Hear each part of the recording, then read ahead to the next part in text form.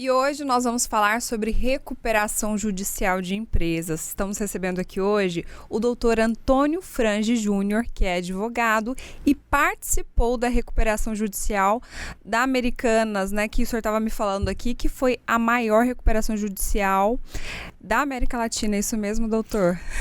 Exatamente. Seja muito bem-vindo. Obrigado pelo convite.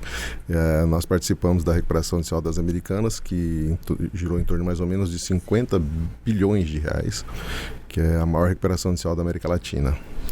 E como foi feita essa recuperação judicial? Explica pra gente o que de fato é também, pra gente entender. Então, a recuperação judicial, o que ela vai trazer para a empresa, né? Ela vai trazer um fôlego para o empresário ter um tempo para ele respirar. Que quando a recuperação judicial ela é deferida, nós não podemos, o credor não pode, nem o credor e nem o devedor pode receber. O devedor não pode receber e o credor não pode pagar. Então a gente fica naquela blindagem por um tempo, por 180 dias, renovado por... Tem recuperação judicial hoje que está blindada por quase 2 anos, para resumir. Então nesse tempo, depois do deferimento da recuperação judicial, nós vamos transformar aquilo num balcão de negócios. Aí o credor, como não pode ser arrestado, os bens deles não podem ser tomados, então ele vai sentar com o devedor e vamos arrumar um número que a empresa, o CNPJ, né, consiga honrar. Então você vai ter um fôlego e vai ter um deságio que chega até o plano de recuperação judicial. Ele é montado com 85% de deságio, 5 anos de carência e 10 anos para pagar. Então, e precisamos, para que isso seja aprovado, de 51%. Então, aprovado o plano, depois de deferida a recuperação judicial, aí o devedor vai honrar esse plano. Então ele vai ter fôlego, ele vai ter deságio do valor da dívida, por exemplo, se é uma dívida de 100 milhões de reais, ela pode chegar a 30 milhões de reais para o devedor pagar. Então você tem fôlego e deságio. Esse é o grande lance de uma recuperação judicial. E isso impede que essas lojas fechem as portas, né? Exatamente. Porque quando a gente soube dessa notícia, né, acho que muitas pessoas foram pegas de surpresa, porque a Americanas, né, é uma rede muito grande, todo mundo fala muito sobre Americanas, né? E aí quando houve essa notícia, né, de que estava falindo, poderia se fechar, acho que muitas pessoas sentiram, né, esse baque, assim, porque também são muitas pessoas que trabalham lá, Sim, né? a Americanas tem quase 100 anos de loja no Brasil e as Americanas representa hoje no mercado 100 mil funcionários quando ela entrou com o pedido de recuperação judicial. Né? Isso a gente está falando de diretamente, 100 mil funcionários diretos e indiretos. Tinha empresas que fabricavam produtos para as Americanas, para as lojas americanas. Então, era um impacto muito grande no mercado, né? Você imagina, se colocar direta e indiretamente, talvez as Americanas hoje estariam gerando uma faixa de 300 mil pessoas que dependem das Americanas. São então, muitas pessoas. Muitas famílias, muitas né? famílias. Se pensar que cada família tem 3 pessoas dentro da família, né? Então isso aí vira um número gigante. Né? E como está hoje, assim, a situação? Então, as Americanas já têm o plano dela já foi aprovado, grande parte da dívida já foi paga, né? Até porque tem 3 acionistas das Americanas, que são os caras, acho que da Ambev, os caras mais ricos do Brasil hoje. Então, as Americanas hoje está equalizado, o valor está sendo honrado, a empresa segue tranquilamente. Eu só vejo hoje assim, aí já é um comentário separado, né? De Americanas, de participar ou não da mesa das Americanas. Acho que esse mercado hoje de loja física vai sentir um pouquinho, né? Que a gente está vendo que é tudo hoje mais...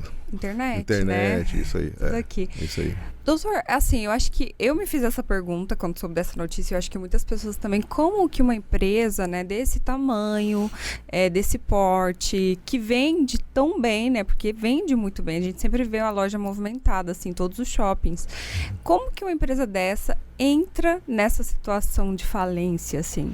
Então, na situação dos Americanos não é uma situação de falência, né? É uma situação de recuperação judicial. É bem antes de uma falência. Entra porque, assim, na minha opinião, tá? Às vezes é um pouco de falta de administração, né? Administração e assim, nós pensamos que ela dá muito lucro, que a loja, mas eu não vejo que dá muito lucro hoje essas lojas físicas, né? Se você for hoje nas Americanas, é diferente das Americanas de 20, 30 anos atrás, né? De 15 anos atrás. Hoje essas lojas físicas, hoje sente muito. Hoje, para manter uma loja com 100 mil funcionários, igual a gente acabou de falar, tem um custo muito alto, né? Então, acho que tem muita coisa que tem que se ajustar. Não só nas Americanas. Em todas as empresas brasileiras, acho que tem muita coisa para ser ajustado. E como que a recuperação judicial, ela auxilia, né, na crise, né, dentro de uma empresa, assim? É o que eu te falei há um pouquinho, assim, que ela auxilia, assim, ela dá um tempo, um fôlego para a empresa, de mais ou menos um ano e meio, até 2 tem empresas em recuperação judicial que estão blindadas, então ele tem esse fôlego, né? E diminuir o valor que ele tem de passivo, de dívida. Então isso diminui, aí ele tem que se equalizar dentro daquilo ali. Agora tem empresas que entram em recuperação judicial ou nem entram em recuperação judicial que vão falir. Não quer dizer que você entrou em recuperação judicial, você tende a falir ou não falir. Sim. Você pode falir sem estar em recuperação judicial. Pode ter um pedido de falência para uma empresa XYZ sem você ter nem pedido uma recuperação judicial, né? Eu acho que hoje as empresas no Brasil, a maioria das empresas no Brasil, deveriam entender um pouco sobre recuperação judicial, né? Porque assim, recuperação judicial tem uma coisa assim, é calote, é uma coisa assim, né, que... Não. E colocam também a recuperação judicial como se estivesse acabando com o agronegócio, que o agro está usando muito da recuperação judicial, que as empresas usam muito da recuperação judicial. E isso é falso. Por quê? Eu vou te explicar. Nós temos 22 milhões de empresas no Brasil. 22 milhões de empresas, aproximadamente, no Brasil. E, assim, 4 mil e poucos estão com pedido de recuperação judicial, né? Quando fala do agronegócio, nós somos 6 milhões de produtores rurais no país. E 400 produtores rurais estão com pedido de recuperação judicial. Então não é essa, né? Estão usando muito a ferramenta. Não, acho que estão usando pouco a ferramenta de recuperação judicial. Essa ferramenta tem que ser usada mesmo, entendeu? Isso não quer dizer que é calote nem nada. Acho que ele tem assim, um fôlego, é uma recuperação como se fosse uma recuperação primária lá na escola, que você não passou no primeiro ano, aí você vai para a recuperação e lá você consegue sua nota e passa. Entendeu? Melhor explicação, adorei. E como a minha empresa pode pedir a recuperação judicial hoje? Então, tem alguns pré-requisitos que a gente tem que cumprir, né? Ela tem que ter mais de 2 anos em atividade, aí a gente vai precisar de toda a documentação, contrato social, as certidões cíveis negativas, tem uns documentos que a gente precisa para cumprir, né? E cumprindo esses requisitos, a gente pode pedir a recuperação judicial. E quais os tipos de dívidas que entram dentro dessa recuperação judicial? Todas as dívidas entram dentro da recuperação judicial. Até a dívida tributária. Ela não entra, mas ela fica ali às margens da recuperação judicial e tendo alguns benefícios para empresas que estão em recuperação judicial. Como, por exemplo, uma autorização de deságio de até 70% na parte tributária e 144 parcelas. Você pode pagar isso aí. O senhor tinha falado aí antes sobre as empresas do agro, né? Que o senhor também atende bastante, né? Bastante empresa do agro. Me explica como funciona, assim, pra gente entender também que quando se fala em agro, também é difícil pra gente pensar que o agro também precise de recuperação judicial, né? Então, o agro é o que mais precisa de recuperação judicial, porque o agro ele não conta só com a competência, a capacidade do empresário do agro, ele conta com o clima. O clima, bom, a gente não precisa, vamos falar porque a gente não vai rodar. O clima aqui hoje no Mato Grosso está 42 graus, 43 graus aqui hoje em Cuiabá, né? Então esse clima a gente sai aqui, a gente já vê aí na fumaça, tudo tampado, queimada. Isso atrapalha demais o agro. Se você for levar o agro para o pecuarista, hoje o pecuarista está tendo que comprar ração, tem que comprar, pegou fogo em tudo. Então é muito difícil. Para o agro eu acho que é muito mais complicado ainda do que para outras empresas, né? É porque a gente sempre tem o agro, o produtor X, YZ está bilionário. Não. Hoje, o maior produtor de algodão do país entrou em recuperação judicial. Todos os grandes produtores, maiores produtores do estado de Mato Grosso passaram por recuperação judicial. Então, o agro sente muito porque a gente depende do clima. E são grandes empreendedores, os caras são investidores, né? Eles investem. Se hoje a gente for contar com a cidade de Sorriso, Sinop, todas as cidades do norte do estado e algumas das cidades do sul do estado, quem ajudou a desenvolver e ajudou com muita força foi o pessoal do agro. Só existe essas cidades aí por causa do agro. Os caras vieram para cá, desbravaram, investiram, se endividaram, tentando trazer o progresso para o estado de Mato Grosso e para todo o centro-oeste brasileiro. Quando a gente fala de agro, igual você falou, né, tem a questão do clima que interfere muito. Demais. E acaba trazendo prejuízos, né? E em quanto tempo, doutor, a empresa consegue quitar as dívidas, assim, recuperar um pouquinho do prejuízo? Quando a empresa entra em recuperação judicial, alguns bancos, trades e alguns outros credores já vêm com uma negociação dando uns deságios de 70%, 60%. Se o empresário tem algum caixa ou tem algum fundo de investimento que se é parceiro dele e que ajudá-lo nessa reestruturação, ele consegue comprar isso já no começo nos 2 primeiros anos, né? Mas assim, o que é aprovado numa recuperação judicial é até 15 anos para pagar, com juros de 0,5% ao ano. Nossa, é muita coisa, né? É muita coisa. Muita coisa. Dá um deságio bom e um fôlego bom, mas para colocar de volta aos trilhos da empresa, senão não coloca, né? Imaginamos agora, no caso das Americanas que a gente estava falando, se a gente não coloca essa empresa nos trilhos, fica muito mais caro para a sociedade, né? Sim. Em um sentido geral, porque nós temos 100 mil pessoas na rua, as lojas dos shoppings que a gente vai lá, tudo fechado, acabou, uma empresa morreu, uma empresa ali. Então, e a arrecadação de imposto que essa empresa traz, estadual, municipal, federal, isso tem um custo muito grande, né, para a sociedade, né? E cada uma delas, é lógico que nos tamanhos proporcionais, é isso que vai acontecer. Eu tenho uma empresa com 10 funcionários, ou com 20, ou com 100, são células de empresariais que vão desaparecer e vão deixar de estar arrecadando o que eu te falei, os impostos estaduais, municipais, federais, pedágio, que tem muita transportadora em recuperação judicial, então a gente fala de pedágio. E vem passando por muita dificuldade. E só entra quem está com dificuldade. Assim, 100% do meu escritório eu não tenho nenhuma pessoa, eu entrei, não. Só chega aos 48 minutos do segundo tempo, com muita dificuldade. Quando vê que não dá mais. Não dá mais, eu vou perder tudo, porque a única ferramenta jurídica que eu conheço, que tem hoje, para segurar uma alienação fiduciária é a recuperação judicial.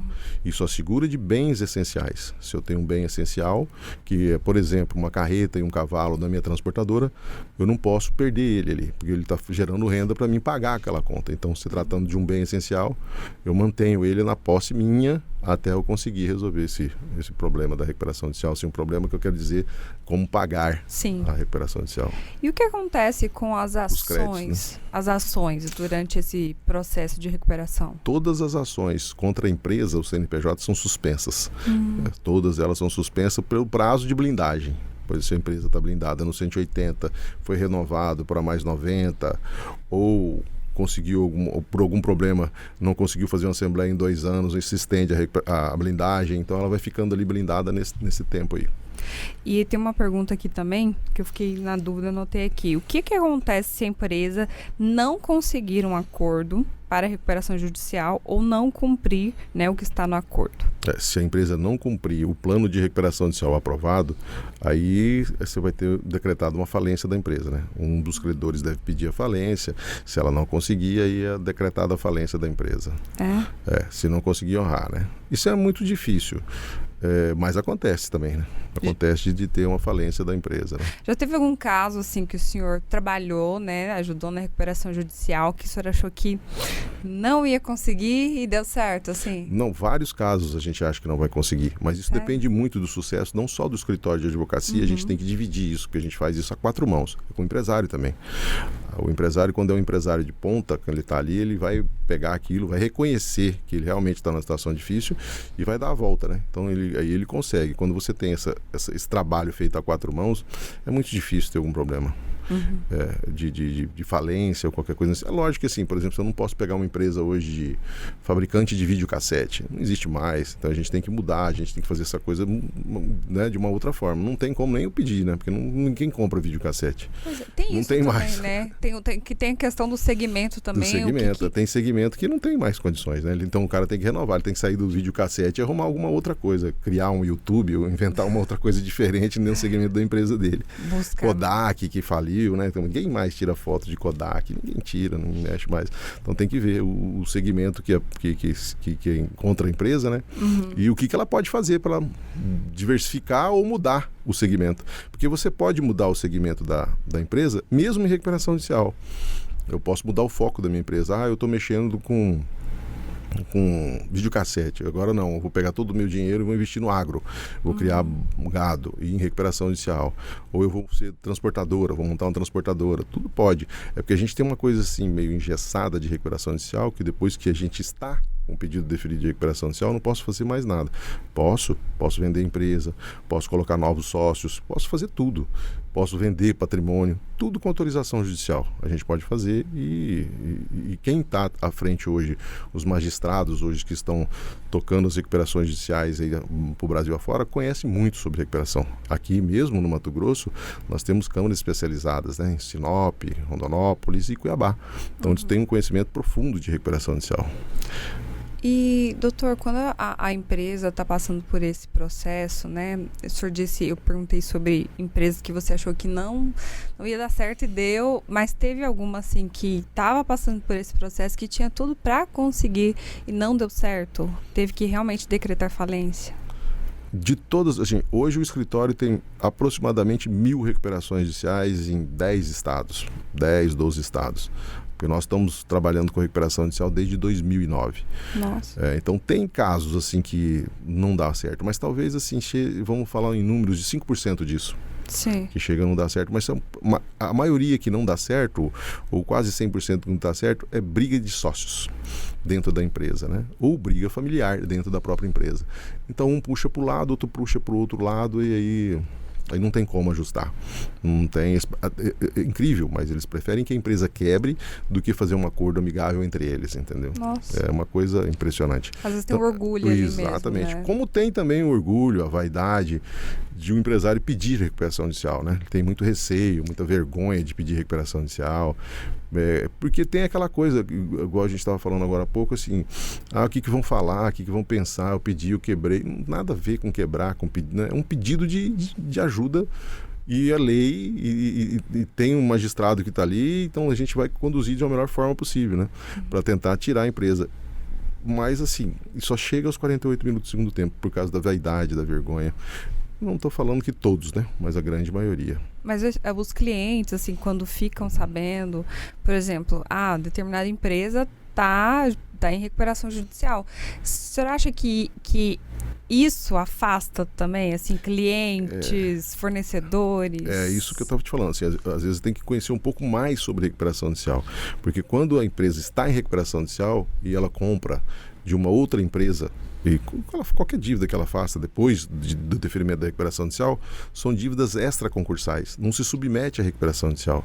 Então você é obrigado a pagar, você tem que pagar. Obrigado nesse sentido assim, se não pagar o cara pede a falência tua, porque você já está em recuperação judicial. E sendo que se você não está em recuperação judicial e você está comprando, eu posso entrar em recuperação judicial, aí eu posso colocar o seu crédito lá dentro, entendeu? Mas se eu não estou em recuperação judicial, aí eu Sim. compro de você e eu posso te colocar dentro do quadro de credores meu na recuperação judicial. Mas se eu já estou em recuperação judicial e eu faço uma dívida nova, eu não posso colocar. Ela é extra concursal. Está fora do concurso de credores, entendeu? Então eu vou ter que pagar. Se for para 20 dias, para 10 dias, ou 15 dias, ou um ano, eu vou ter que pagar. Essa dívida eu sou obrigado a pagar. Eu não posso botar ela dentro da recuperação de novo. Entendi.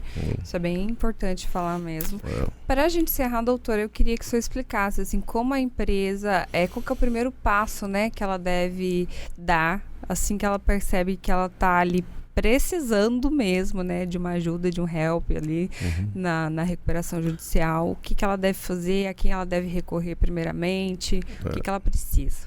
O que a empresa precisa, quando sentir que acendeu aquela luzinha amarela, é procurar um profissional que conheça de recuperação judicial, que tem histórico de recuperação judicial e trocar uma ideia, um diálogo, né? Mostrar o que ela tem ali. Mas eu acho assim, o primeiro passo é se você já está pagando uma empresa que está pagando juros e juros acima dos juros normais aí, que normais entre aspas, porque todo juro é caro, mas 12% ao ano, se tem alguém pagando 24% ao ano, está pagando juro para agiotas ou para qualquer outra instituição que custe caro, já é um sinal de alerta fortíssimo, né? Porque essa conta não está fechando.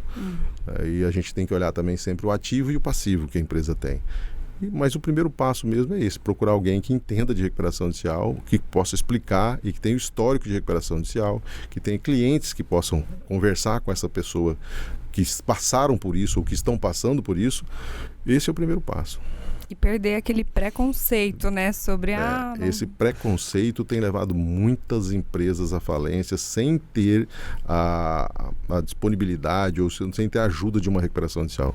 E a gente tem que tirar esse mito de recuperação judicial, assim, que é uma coisa de calor. Não, isso é lei. É uma lei, tem Ministério Público em cima, tem magistratura em cima, tem advogados trabalhando junto, então assim, tem administrador judicial, é uma coisa feita, né, bem lícita, não tem nada de estou fazendo um joguinho com fulano para dar certo isso, não, é lícito, tem que ser, a gente tem que pedir socorro, igual quando a gente tem hoje uma empresa tem a parte tributária dela, a Receita vai cobrar, vai entrar com ação, vai tomar o patrimônio, desculpa, que a empresa tem, vai para cima. A trabalhista é igual. Agora, quando a empresa tem o outro lado que ela pode pedir socorro, ela não usa.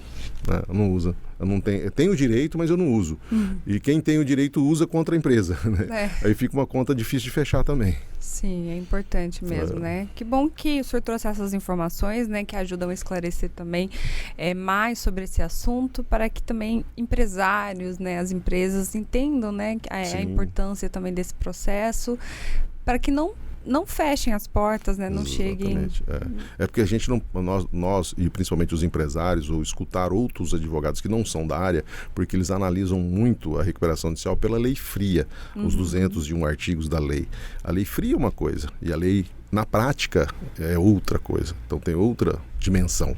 Né? Sim, são coisas bem diferentes, assim, né, doutor? Exatamente. Muito obrigada, viu, Sou eu que agradeço. Pelas informações importantes, por explicar para a gente um pouquinho, né, sobre a recuperação judicial, e desejamos muito sucesso ao escritório, que tem muitos e muitos casos aí com finais felizes para essas empresas. Muito obrigado, eu que agradeço você. Muito obrigada. Tá. Tchau. E lembrando você que essa e outras entrevistas você acompanha tudo pelo nosso site. Não se esqueça de compartilhar.